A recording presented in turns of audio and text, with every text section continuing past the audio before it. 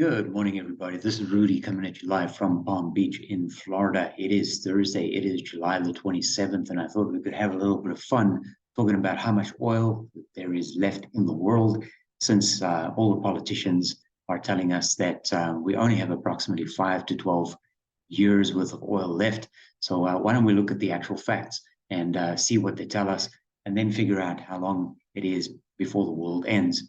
So what I did was, just for fun, I went to Worldometer. And you can do this too. It actually is quite fun if you open this page, which is the page that tells you oil left in the world. That big number in the middle of the screen, 1.4 trillion approximately, is a countdown clock, and it's running down super fast, because at the bottom of the screen, you can actually see that at the beginning of the year, we had 1.6 trillion. Now we're down to 1.4 trillion. We are consuming at a rate of approximately 35 billion barrels per day. So it's going down really, really fast. And right at the bottom of the screen in the middle, you can see that we only have approximately 47 years worth of oil left before we run out. Now, of course, if you are really young, that means there's not enough oil to sustain you for the rest of your life. On the other hand, if you are, let's say, 50 years of age, you really need to conserve for future generations, because we are running out of oil too fast. Well, anyway, that's what they say. So let's look at the facts and see how it compares. So the first thing that we're going to look at over here is the country that's coming in at number one, and that is Venezuela. Venezuela has approximately 300 billion barrels of oil in reserve, which is only 1,374 years left based on our current rate of consumption. That is Venezuela, which also has almost 20% of the world's oil in reserve. Remember, as I go through this presentation, this is oil that we know of and that we can sort of calculate on an assumed basis in terms of what the quantity is of barrels in reserve. Of course, there is probably, it's fair to say, billions and billions and billions of barrels of oil we haven't even discovered yet. But that's a separate topic and maybe something for another discussion. Coming in at number two is Saudi Arabia. Saudi Arabia currently has approximately 266 billion barrels of oil in reserve, 16% of the world's share, and 221 years left based on current consumption levels. Coming in at number three is Canada. This very large country, just north of the United States, has almost 170 billion barrels of oil in reserve, which calculates out to be approximately 188 years based on current consumption. At number four is Iran, with 157 billion barrels of oil in reserve, and that computes to around 239 years left of oil consumption based on our current consumption rate. Right next door to them is Iraq, coming in at number five with approximately 143 billion barrels of oil and only 457 years worth of oil left based on the current reserves. Coming in at number six is a tiny little geographically, let's call it a postcard of geography, or maybe a postage stamp. At number six is Kuwait, with over 100 billion barrels of oil left in reserve. Of course, this entire area right now, as you can see on the map, the countries that surrounding them, Iraq and Iran, were just ahead of them at number five and number four, respectively. Approximately 775 years worth of oil left based on current consumption.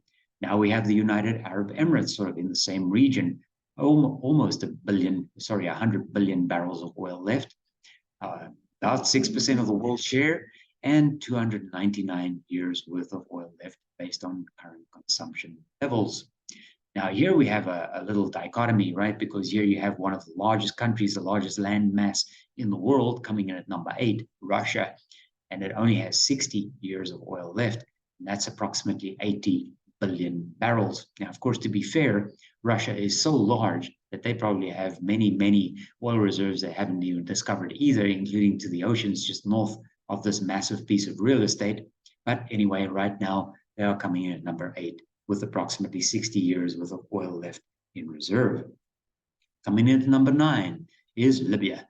Libya has approximately 50 billion barrels of oil. They currently rank number 9. They only have 3% of the world's oil left, and that's only 600 years based on our current consumption. And making up the top 10, the last one of the top 10 is Nigeria, coming in at number 10 with about 37 billion barrels of oil in reserve, and that computes to around 237 years worth of oil left based on our current consumption levels. Now, the macro question you could ask yourself is, with all these hundreds of years of oil left, and keep in mind that's based on our current reserves, why the continuous propaganda that we are running out of oil, or that we will be running out of oil soon?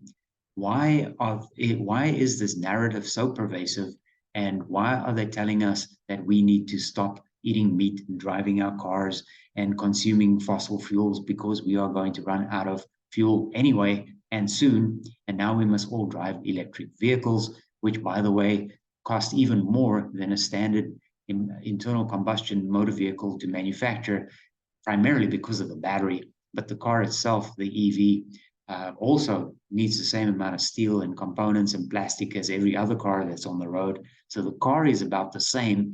The only difference between the two is that the EV requires significantly higher cost and draw on fossil fuels in order to also include a rechargeable battery. Now, why on earth do we have this continuous propaganda fed to us that we are running out of oil? The answer might lie in the secret related to consumption as opposed to how much is in reserve. Because if we look at the 5 top countries in terms of consumption, then you can see, with the exception of number 5, Russia, that has approximately 80 billion barrels of oil in reserve, the top 4, the United States, China, India, and Japan, are the largest consumers, especially the United States and China. Obviously, they're also the world's largest economies. But the United States is consuming approximately 20 million barrels of oil per day, which is approximately 20% of the world's consumption. How does that work out? Well, currently we are consuming approximately 100 million barrels of oil per day. We have been consuming about 100 million barrels of oil per day for the last 30 to 40 years, and we will continue to consume more than 100 million barrels of oil per day for the next 30 to 40 or 50 years, and maybe even well beyond that, because the chances are that we are going to need more oil, not less, in order for us to maintain our current rate of survival, support the planet from a sustainable point of view, and in addition to that, lift more and more people out of poverty, as fossil fuels and specifically oil has managed to achieve in the last 100 years. So why the propaganda, right? The largest consumers, the United States, China, India, and Japan. Now, to be fair, China, India, and Japan are not really the countries at the forefront of telling us we're all going to die and the world is going to end soon. It's mainly the Western nations, especially the United States, obviously supported by their funded partners like the European Union and others. So if you look at the United States, you can say to yourself, like, how much oil does the United States have in reserve? So as a bonus, let's say coming in at number 11 is the United States, with approximately 35 billion barrels of oil, which is only 5 years of oil left. Now, of course, that statistic is a little bit skewed because we're looking at 35 billion barrels of oil in reserve, calculating to 5 years, but the United States is the leader in fracking. And as a result of areas within the country, like the Permian Basin, as an example, that has literally, I don't want to put a number on it because I don't have that number in front of me and I don't want to give you bad information, but probably a couple of 100 years worth of oil can be extracted from the current fracking methodologies that is deployed in the United States. So when we say we have 5 years of oil left, it's based on our current reserves of about 35 billion barrels of oil. And as usual, the squeaky wheel makes the most noise. And in this particular instance, the largest consumer of oil also has one of the smallest oil reserves and is also at the forefront of telling people to change their ways.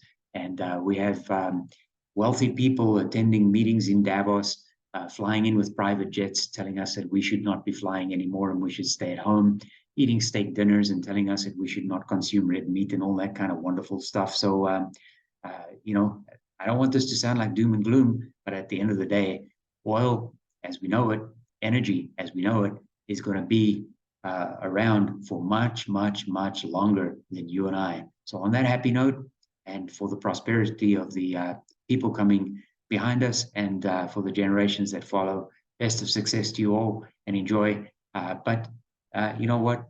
Just be aware and of your consumption, and ensure that you leave a good planet for the people who follow. So on that happy note, this is Rudy saying thanks for watching and thanks for spending your time with me. I'll talk to you soon. Take care. Bye bye.